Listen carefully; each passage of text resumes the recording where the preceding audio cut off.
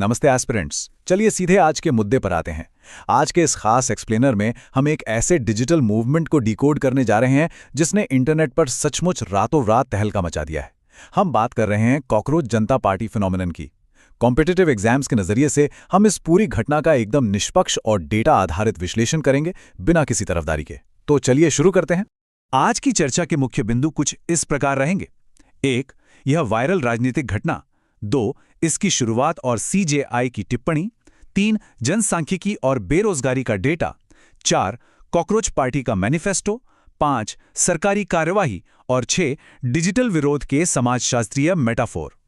चलिए आगे बढ़ते हैं। Section 1, the viral political phenomena.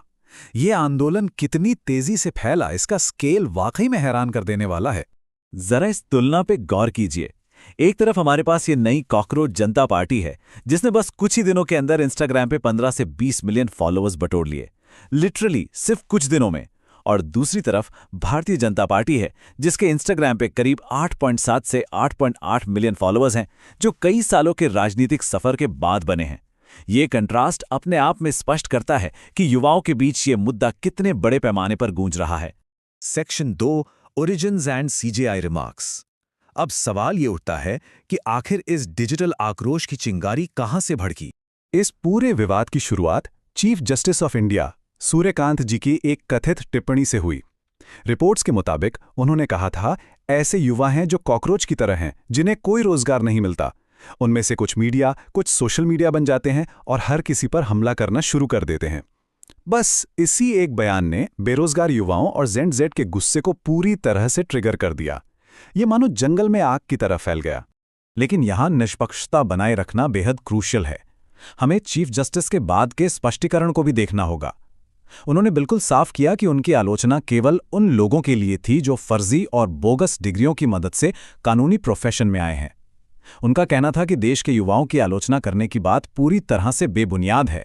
Section 3, demographics and youth unemployment. चलिए अब उन जमीनी हकीकतों और मैक्रो इकोनॉमिक डेटा की बात करते हैं जो इस पूरे मूवमेंट को असल में फ्यूल कर रहे हैं। 367 मिलियन यानी 36 करोड़ 70 लाख ये भारत में 15 से 29 वर्ष की आयु के युवाओं की आबादी है। ये कोई छोटा नंबर नहीं है दोस्तों। यही विशाल आबादी इस पूरे आंदोलन के बिल्कुल केंद्र में है। और अगर हम इस डेटा को थोड़ा और ब्रेक डाउन करें तो अजीम प्रेमजी यूनिवर्सिटी की रिपोर्ट इस मुद्दे की असली जड़ तक ले जाती है।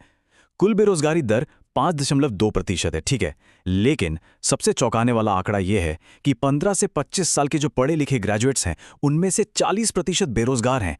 ये आंकड़ा अपने आप में समझा देता है कि क्यों ये व्यंग्यात्मक आंदोलन इन बेरोजगार युवाओं के बीच इतनी गहराई से कनेक्ट कर गया। Section 4, the cockroach Janata manifesto. Internet memes और व्यंग्य से आगे बढ़कर अब इनकी असल मांगों पर नजर डालते हैं। इस पार्टी की स्थापना अभिजीत दिपके नाम के एक 30 वर्षीय छात्र ने की, और इनका जो घोषणा पत्र है ना, वो इंटरनेट सटायर और गंभीर संवैधानिक मांगों का एक बड़ा ही अनोखा मिक्सचर है। इसमें महिलाओं के लिए कैबिनेट में 50% आरक्षण, दल बदल करने वाले नेताओं पर 20 साल का बैन, चीफ जस्टिस के रिटायरमेंट के बाद राज्यसभा जाने पर रोक, और यहां तक कि गोदी मीडिया एंकर्स के बैंक खातों की जांच जैसी मजबूत मांगें शामिल हैं। इनकी ब्रांडिंग भी काफी दिलचस्प और रिलेटेबल है। चुनाव चिन्ह रखा है मोबाइल फोन, टैगलाइन है आलसी और बेरोजगारों की आवाज, और इनका एंथम है we are cockroach party, we are children of a burning city. कमाल की बात यह है कि महुआ मोइत्रा और कीर्ति आजाद जैसे कई विपक्षी सांसदों ने भी इन्हें ऑनलाइन सपोर्ट किया, जिससे इस मूवमेंट को और भी ज्यादा विजिबिलिटी मिल गई। Section 5, government backlash and censorship. जाहिर सी बात है, इतनी बड़ी डिजिटल हलचल पर सरकार और संस्थाओं का कोई ना कोई रिएक्शन तो आना ही था। राज्य की तरफ से तत्काल एक्शन हुआ। सीजीएपी की वेबसाइट और एक्स अकाउंट्स को अचानक ब्लॉक कर दिया गया। इंटेलिजेंस ब्यूरो के इनपुट्स के आधार पर सरकार ने राष्ट्रीय सुरक्षा चिंताओं और भड़काऊ कंटेंट का हवाला देते हुए यह कदम उठाया। इसके साथ ही केंद्रीय मंत्री किरेन रिजिजू ने तो यहां तक आरोप लगाया कि इस मूवमेंट के पीछे पाकिस्तान और जॉर्ज सोरोस के नेटवर्क का हाथ है। हम यहां बस इन दोनों पक्षों के दावों को तटस्थ रूप से आपके सामने रख रहे हैं।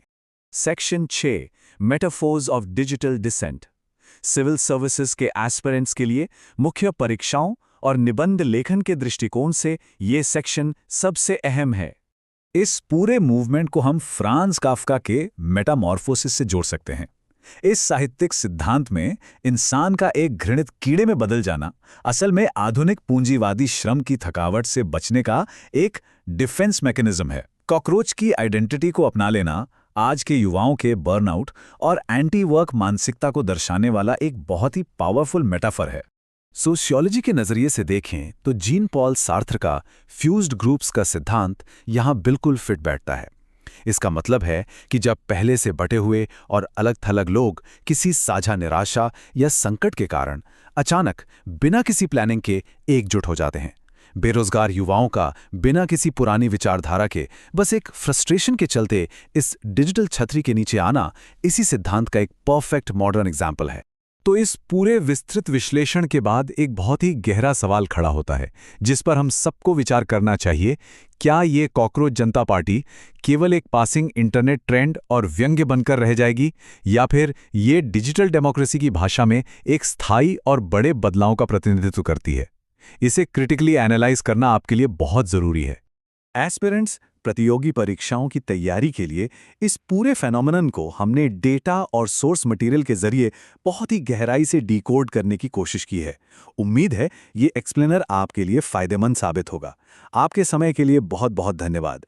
वीडियो पसंद आए तो लाइक, शेयर एंड सब्सक्राइब करना ना भूलें।